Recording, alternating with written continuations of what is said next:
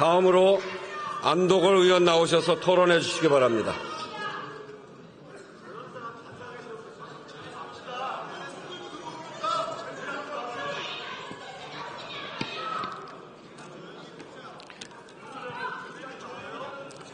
네, 존경하는 우원식 의장님, 선배 동료 여러분, 더불어민주당 광주 동구 남구을 국회의원 안도걸입니다. 내년도 예산에 대한 수정안을 찬성하며 관련된 몇 가지 쟁점에서 의견을 제시하고자 합니다.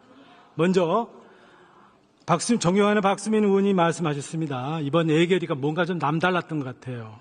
그래서 저도 그 느낀 바가 있습니다.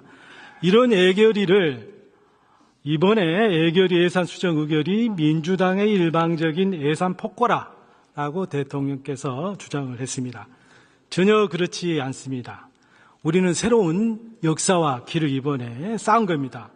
이번 국회 예산 심사는 헌법과 국가재정법을 준수하며 지극히 모범적으로 진행되어 왔습니다. 예결소에서 정부안에 대한 삭감 논의가 일체 파행 없이 일주일 동안 충분히 이루어졌고 쟁점도 여야 간사 간에 대부분 합의되었습니다. 그리고 최초로 예결위에서 시도를 했죠. 증액에 대한 논의가 3일 동안 충실히 진행됐습니다. 다만 정부의 소극적 태도로 인해서 실질적인 진전과 합의에 이르지 못했다는 거지요. 그런 와중에 예산안 통과 헌법 시한이 도래한 거죠. 그래서 국회 예결위는 11월 30일 날 국회의 권한 범위 내에 있는 가백만을 담아서 의결하고 본회의에 회부하게 된 것입니다. 이러한 예결위의 의결은 국회 선진화법 시행 10년 만에 처음으로 이루어진 것으로 예결위의 권한과 책임을 당하는 역사적인 이정표를 세운 일이었습니다. 이후에는 여야 지도부와 정부 간의 협상을 통해 삭감과 증액에 대한 조정이 최종적으로 진행이 되는 거죠. 우리는 모두 거기서 기다렸던 겁니다. 그러던 중 12월 3일 날 반헌법적 비상계엄 사태가 발생하면서 예산에 대한 논의는 사실상 중단될 수밖에 없었던 거 아니겠습니까?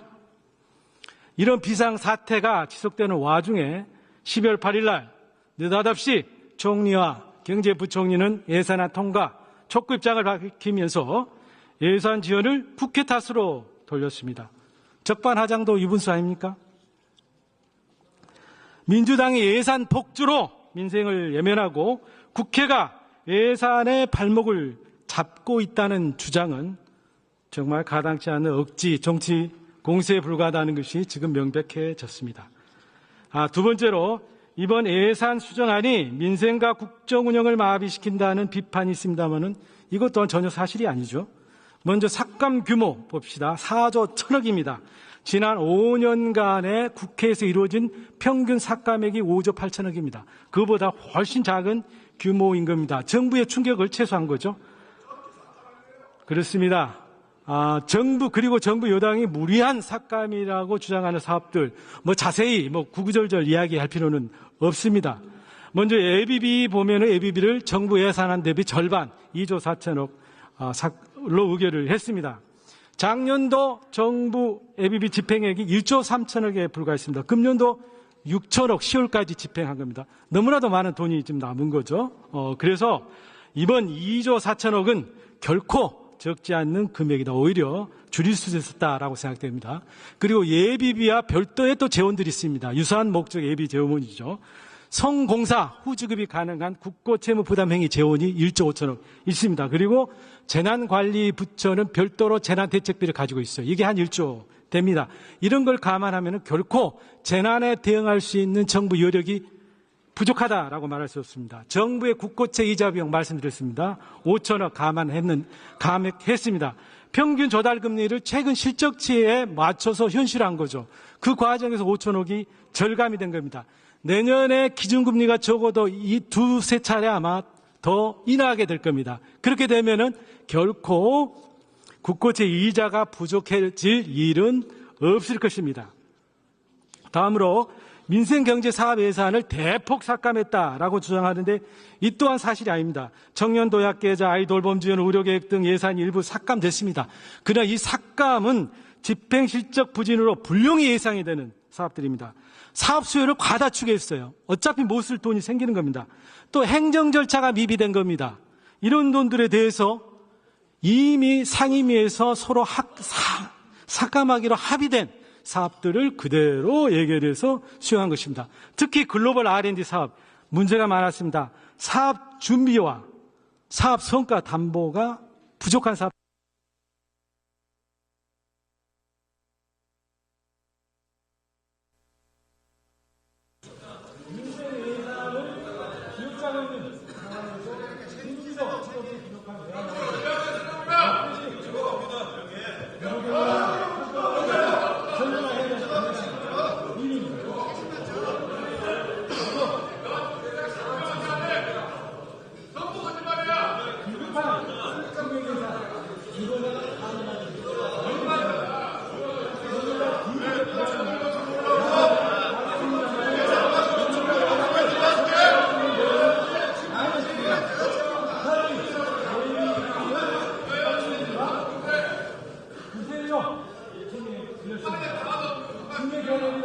그러나 지금 승리를 할 수 있는 상황이니까 헌정 질서를 붕괴한 사태가 있었습니다. 우리와 함께 이 승리를 용인하겠습니다. 승리를 할 수 있는 유일한 방법이 있습니다. 지금의 비정상적인 정부를 정상화하는 시점에서 여야 정당의 책임 있는 대화와 협상이 가능한 시점에서 수경을 통해서 해결하는 것이 좋은 겁니다. 지금 신속한 예산 통과가 절실합니다. 우리 경제의 저성장 위기에 빠져 있고 예수 주체가 고착화되고 있고 어떤 수출 흐름마다 현실적인 꺾이고 있습니다. 그래서 집권 위기로 이기주의를 앞두고 기술대권 반대 통상 전쟁의 파도가 덮치고 있습니다. 자, 마무리해 주시죠. 내란 상태 지속하는 핵폭탄 터지면서 우리 경제는 한치 앞뒤를 해야 괜찮습니다. 신속하게 경제 살릴 예산을 통과시켜 경제적 불확실성을 제거하고 국민 불안을 해소하는 것이 직합니다. 적용하려는 문제. 예결에서 충분한 심사와 합법적 절차를 거쳐 마련을 추정하는 오늘 통과시키는데 모든 국민들의 뜻을 모아주시기 바랍니다. 감사합니다.